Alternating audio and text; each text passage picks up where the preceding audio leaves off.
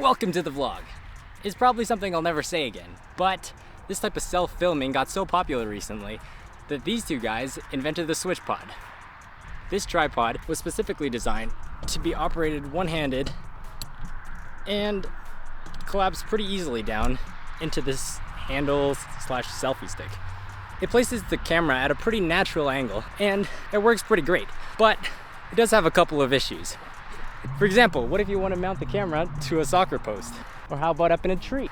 Or what if you're in the middle of a field and there's literally nothing high enough to place the tripod down on? I mean, in this type of situation, you would typically just remove the camera and mount it on one of these. But wait a second, who's holding the camera now? Oh, that's right, I'm so introverted that instead of calling up a friend to hold the camera for me, I spent a month designing this quick release mount for the SwitchPod. Here, check it out.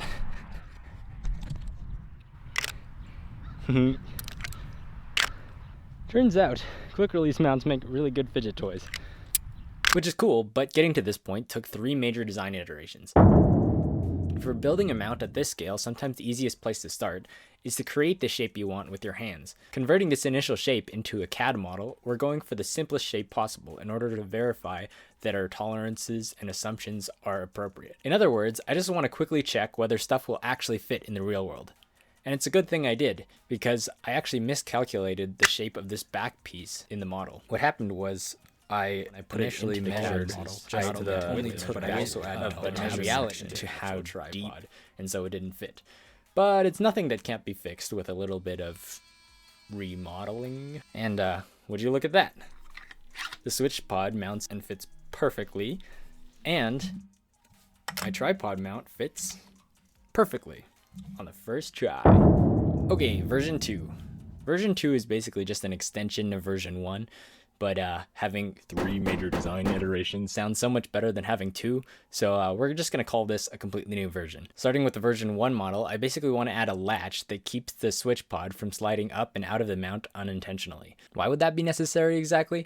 Pretty much never, but mechanical stuff is funner, so we're going to do it anyways. Also, it lets me do top-down shots and maybe something from a moving vehicle. Let's start by reinforcing this top rim here and punching a hole through to fit a latch that'll hook onto that back piece.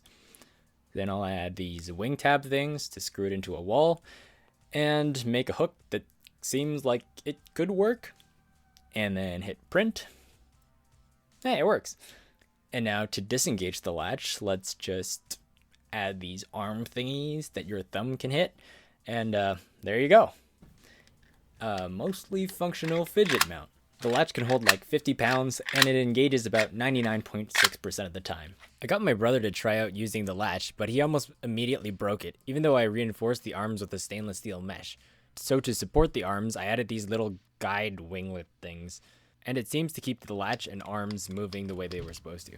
And that's version 2. With these new features, there's a number of configurations we can explore. For example, I made this desk clamping camera mount for a shorts video, and it works pretty well for the classic webcam angle that you're actually on right now. With the functioning of the latch, I'd imagine it'd be pretty easy to make a mount for a car, or maybe a shoulder mount for that POV angle, or you could hang it from a tree, or a fence post, or a soccer post, or a chop saw. And hey, if you have any other ideas of how I could use this mount, just let me know in the comments and I'll give it a shot. And if you want to see me make more stuff, consider hitting subscribe. Finally, we get to version 3. This one literally took weeks to get right, which either means I printed a bajillion versions and eventually perfected the geometry, or I thought up a way to do it, went to Seattle for a couple weeks, got home, and got it on the first print. Anyhow, for this final version, I wanted the SwitchPod to pass through the front of the mount rather than slide in from the top. Why? 'Cause it's cooler?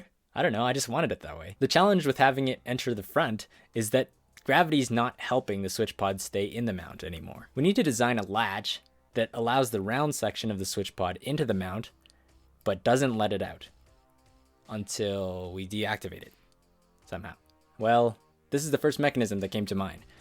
The basic idea is that the force on the latch is, actually, just give me a sec.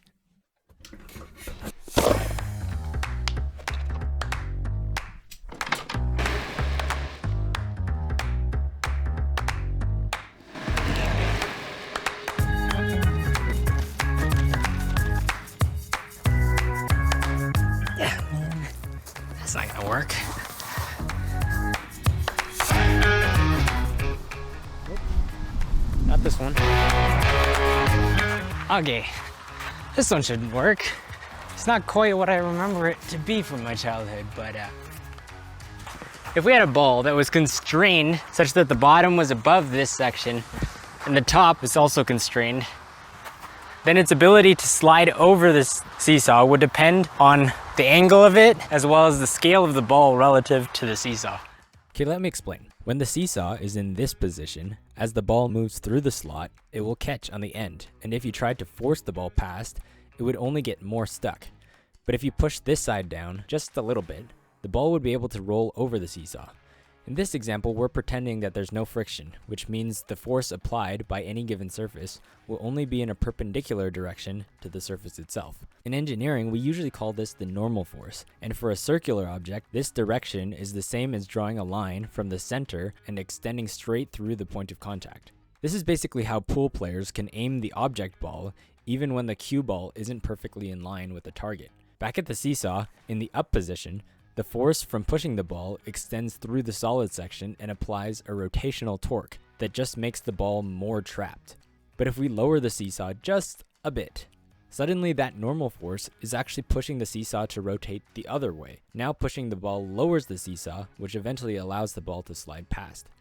If you tilt your head a little bit, that's exactly how my mechanism holds the cylindrical section of the SwitchPod, but then allows it to slide out when the legs are separated a bit, moving the latch just slightly past that critical angle. On the latch, I also added this protrusion, which doubles as a place to secure the elastic band to, as well as a tab to brush your thumb against in order to release the latch. It's really not that useful so much as being there in the pursuit of fidgetiness. Unfortunately, its angle caused it to rub against the cylinder section as it was entering the mount. So it went. And there we have it. With version 3, the mounting of the SwitchPod is almost smooth enough that you could do it mid-shot without being noticed. And as I mentioned before, it's also just kind of addicting, which is probably why this video took so long. Is what I said 2 months ago when I recorded this. The real reason this has taken so long is because I keep thinking that I can multitask and do 3 or 4 projects at a time, which takes way longer, but those videos are coming. The latch can hold quite a bit of load, but it will disengage accidentally if you shake the mount at the right angle. At this point, I saw an opportunity to replace the elastic band with a built-in 3D printed spring on the latch. So I printed out a quick prototype, and then another one, and then another one, and another one, and another one, and it just wouldn't maintain the spring loading throughout the whole range of motion. So after a bunch of tries, I got bored and realized I really don't have anything to prove. So yeah, I could make it work, but this mount isn't going into production anytime soon, and so elastics are good enough. To finish this design off, I printed off an extra version with a tripod mount built in, as well as this side piece so that I could do this.